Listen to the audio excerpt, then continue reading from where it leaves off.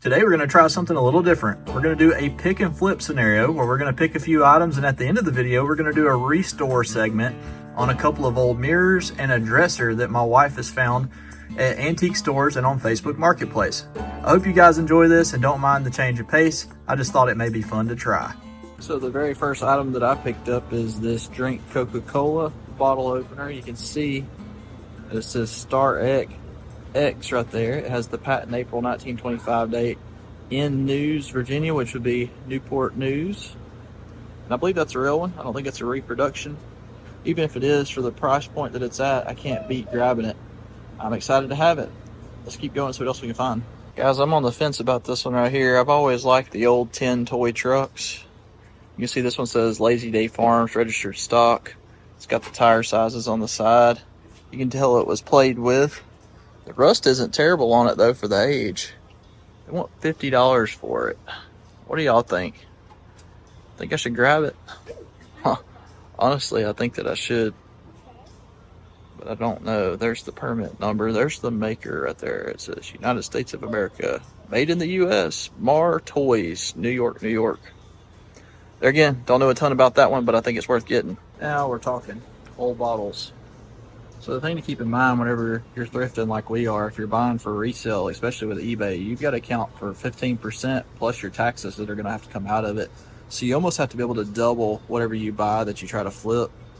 That's a beautiful bottle right there. Purity Bottling Works, Knoxville, Tennessee.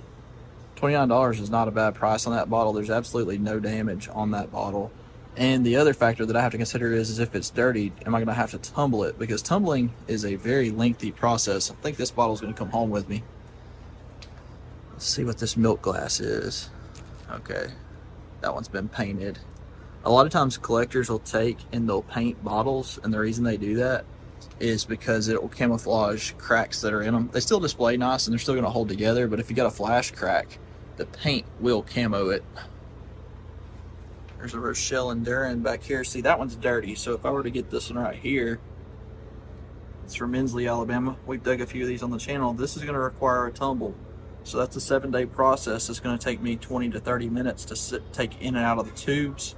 So I have to question whether I could make the money back on that bottle. I think that I could, but there again, I'd have to get at least $30 to make it worth my while.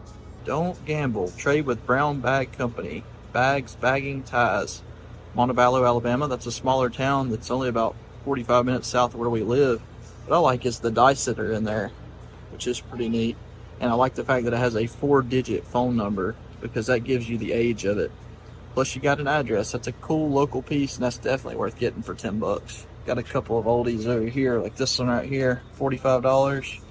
One of the things to keep in mind is usually the northern area, like the Northeast especially, their bottles were a lot more common and they were around a lot longer, so they're a lot older. So even though that's a super old bottle that we'll never find down here, it's probably incredibly common being from the big city.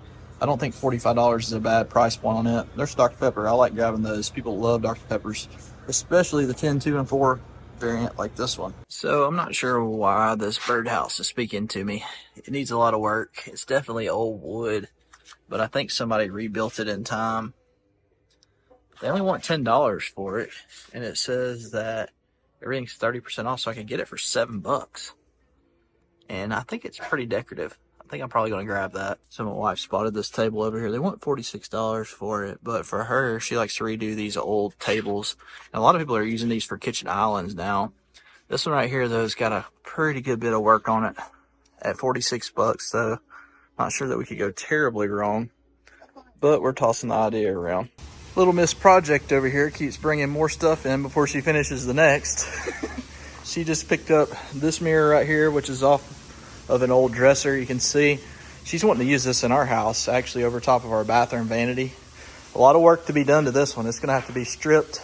You can see the mirrors kind of coming apart up here. The top's gone. She says she's going to sand all that down, cut it, make it look like new again.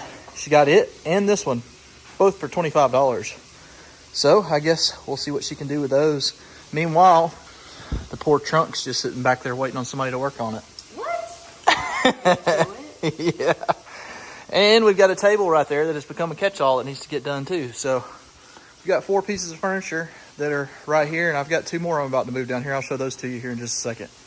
And here is the other project. So I know we're supposed to be buying to flip, but my wife may be turning this into a vanity for my daughter. This is a solid piece right here. How much did you get for this and for the chair? $30. $30 for both. So we'll keep y'all posted and show you what this stuff looks like. We'll show you a little bit of the work, do some time lapses, and give you some finished products. So what are you doing right now?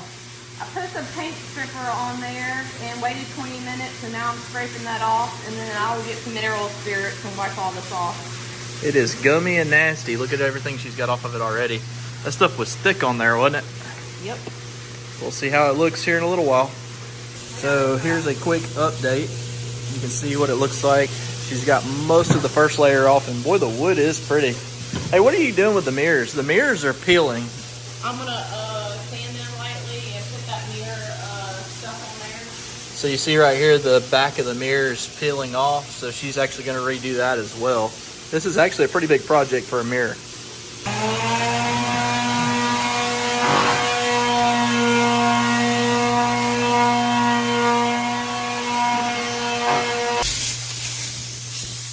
So the top up here is broken off, so we just ran a saw across that and leveled the top off.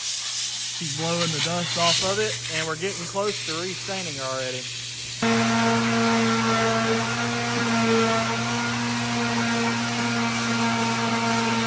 And here we go with the stain. Back on.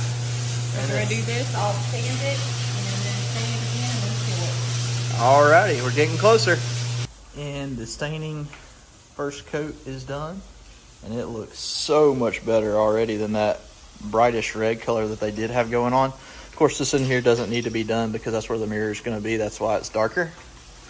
And my wife is now working on the glass. But look, there's a little surprise I found. Oh, that's cool.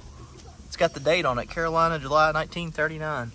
That is neat. And you couldn't see it till you sanded it? No, I knew it was going to be there because I've seen other ladies redo it before and like take the mirrors off of the furniture, and the date's always on the back of the mirror. Oh, that's cool. So you're about to paint the mirror coat on.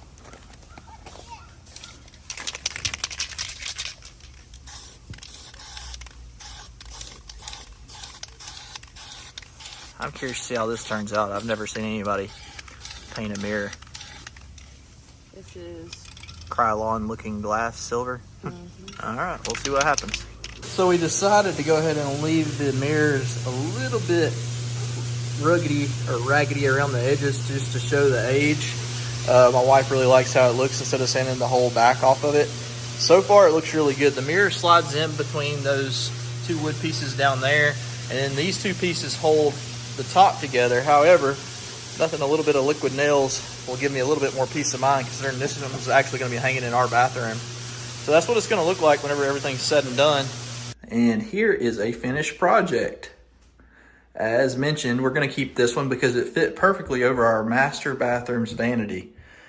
I really like how this one turned out with that light oak stain that she put on it. A lot of people may or may not like that we left the mirror with a little bit of peeling look to it. My wife likes that though because it shows the age of the mirror. I'd love to hear in the comments below what you guys think about that. Would you leave the mirror like that, or would you strip the whole back and make it completely shiny like it was brand new? So we found a few goodies today at the store, but I wanted to show y'all one of the dressers that my wife has just finished restoring. As you can see, this one's two-tone. She has just listed this one for sale on the local Facebook marketplace. She did do a two-tone look on it, and I actually really like how it turned out. Beneath the drawers, we had to replace all the slides in there. All the handles were taken off, dropped in acid, repainted, and overall there was a lot of work that went into it. She's already got multiple offers, so this will probably sell today. So I hope you guys enjoyed our thrifting and furniture flip adventure today. This is something that my wife does on the weekend and week out. She absolutely loves restoring furniture, she loves artwork, and she loves making her jewelry. So we wanted to share it here, and we hope you guys enjoyed it.